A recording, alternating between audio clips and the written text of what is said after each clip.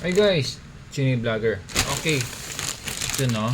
At si Untawa, Anikang, si Voltes 5.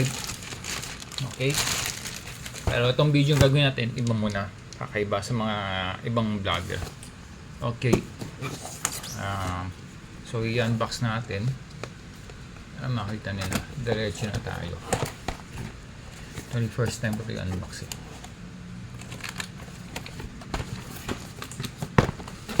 I-adjust natin yung camera para makakita lalo.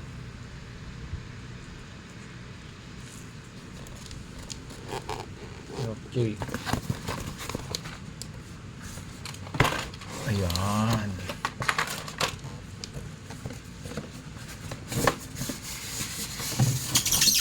Ayan guys.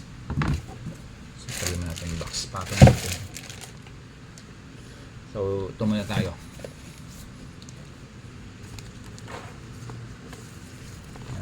Parang pinaka-catalog niya from Bandai. So 58 Shogokin. I think ang pagkaalam ko ito yata yung 4th series eh. So abangan nyo guys, itong February 2025 may lalabas daw sila based daw dun sa palabas natin na dito sa Philippines. Abangan nyo guys, may lalabas daw yan. But hindi ko lang kung how much or ano pang ibang detalye. But ganun din daw siya as in nabubuo. So ito guys, pag binili nyo, kasama na po yung Falcon base. Ayan po yung pinakaulo. Yan. Then I don't know kung ano tong bakit may claw. But I think ano to eh, sayang ibabaw yata ng Falcon. Tapos sila white turret. Huh? Then ito, hindi ko lang kung gamit ba to ni Voltes 5 or Falcon. Ito pa yung ibang ano. Then, apa na hands, open. Ito yung panghaw ng sword. Ito medyo close claw. Totally, ito open. Ito kasi mas totally open to eh. Oh, talagang 5, naka 5 siya. Ito medyo naka-half. Ito yung naka-close talaga. Parang naka-bare knuckle. So, sili 4 fingers or 5. Pero hindi siya boxing pin. Then, kasama tong chain knuckle nya. Ito bazooka. Ito yung chain. Ayun, may kasama yung chain to. Sige din. Tapos ito yung, so baka ultramagnetic top or what. Ito yung dalawa kasi meron pa eh. Ito, hindi ko lang kung ito. Alamin natin. Tapos may rocket missile. Siyempre, hindi mo mawawala yung sword. Tapos yung yung whip nya. Yan, electromagnetic top. Kasi ito may plate pa siya. Siguro pinaka-aligod to ng ano, nung Falcon base. Oh. So far, based dun sa ano, hard plastic siya, maganda. Hindi siya potong eh. Oh. Quick ano lang tayo. Kasi isa-isa natin guys, okay? Para dun ng idea. Yan, ito na. Baliktad. Close pa talaga siya.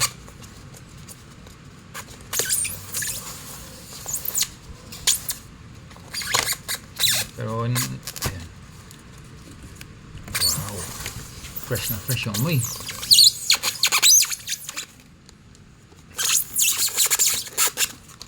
So, dito, yung mechanical eagle. Ito, hindi ko lang kung ano ito. Ano ba? Ayan. Hindi ko lang kung ano ito. Kasi ito yung pinakaulo. Yung cruiser. Ito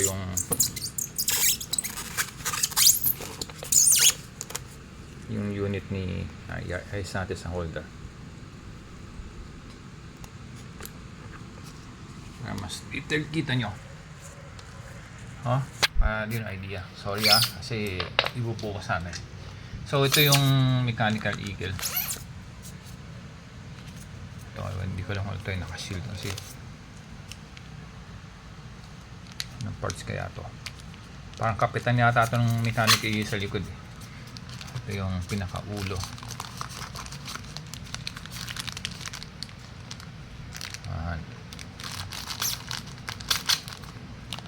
So ito yun. Sumunod yung kilito dyan. ano, kaya na to, kay Mark.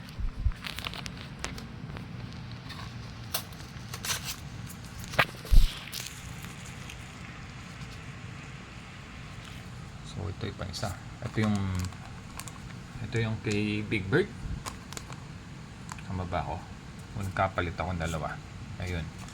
Yung pinaka-chest. Kay Little John. Ano, kay Big Bird. Kasi kay Little John, ito. Ang Big Bird dati ito eh. Ito yung chest eh. Ito yung kay Mark. Tama ba ako? Then, sila yung, ayun, yun to yung ultra magnetic top kay Little John. Kasi medyo, kumbaga sa fighting, medyo birat naman ng paa, mas madalang. So, mas ano sa kanya to, tingin ko. Yung ginawa. Kasi ito kay Jamie, yung paa. Ayan. Okay. So, guys, ito muna tayo ha. Dito na pala siya.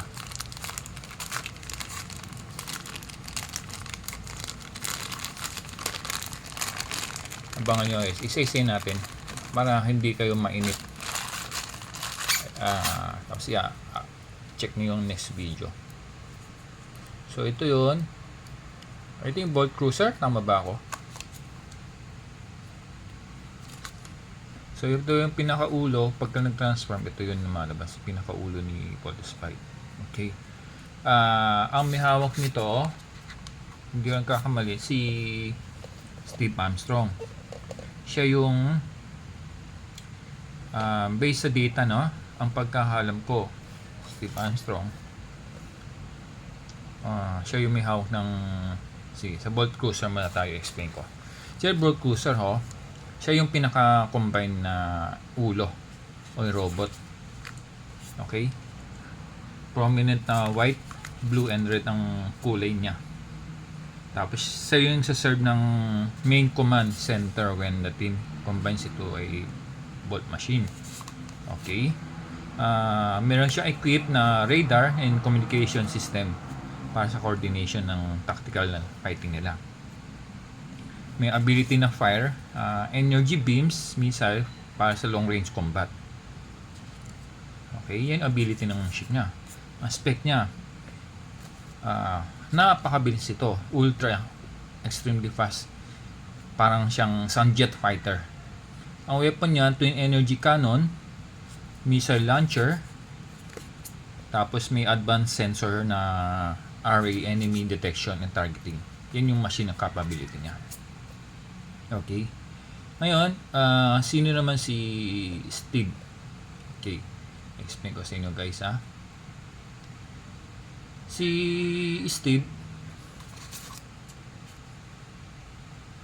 siya yung pinaka-eldest brother ng team Bolt Spike. Sa Japanese name is Kenichigo. Japanese version, Steve Armstrong in English. Okay. So, ang birthday niya, July 10, 2005. Based sa series timeline ha. Oo. Okay. Ang leader, pinaka-Voltes Team 5, Kenichigo. Okay.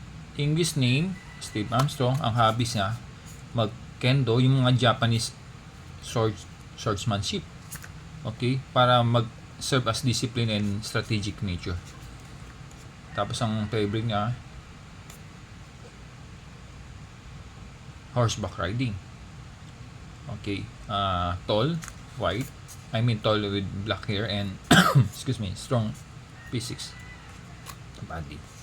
Makikita siyang madalas na naka-red and white pilot uniform. Symbolize the role ng leader. Ngayon, kung courageous niya, disciplined and level-headed, making him the ideal leader. Strong sense of responsibility for the team. Okay. Protective brother siya nila Dajiro, si Big Bird, and Yoshi, Little John. Guys, hindi to, gumagawa. Kasi, yan po ay based sa GPT. Ito po, papakita ko sa inyo guys. Ayan po, eldest brother ng Kenichigo. Ng Bolt Spike. Okay. Birthday niya ayun, gulat ako, 2005. Based sa series, Okay. Leader ng Bolt Spike, Kenichigo. So, yan. pwedeng tama kasi si ChatGPT is nagbe-base din sa data sa web. So possible may mali, possible na may tama. Ito ay kanyang research na based na sa kanyang data. Okay? So yung mga sinabi ko yan guys nandito.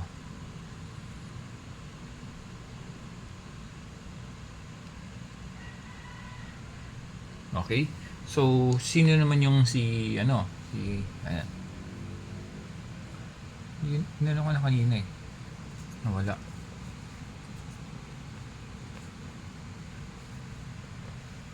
Ayan. Based sa images. Okay, siya yun. Okay, siya yung machine yan. Para din takalansay, ha? Ano kay Kemsong si idea. Okay? So, watch out guys para sa next machine na yan natin. Ayan, Steve Armstrong. Okay? So, isa-isa natin para makita nyo ano yun next. Don't forget to subscribe. At para bawat unit yun sa idea kung tawag si Samiki, Samichumi. Okay? Abangan nyo next upload ko pa sa next machine. Okay? See you guys. Ito siya.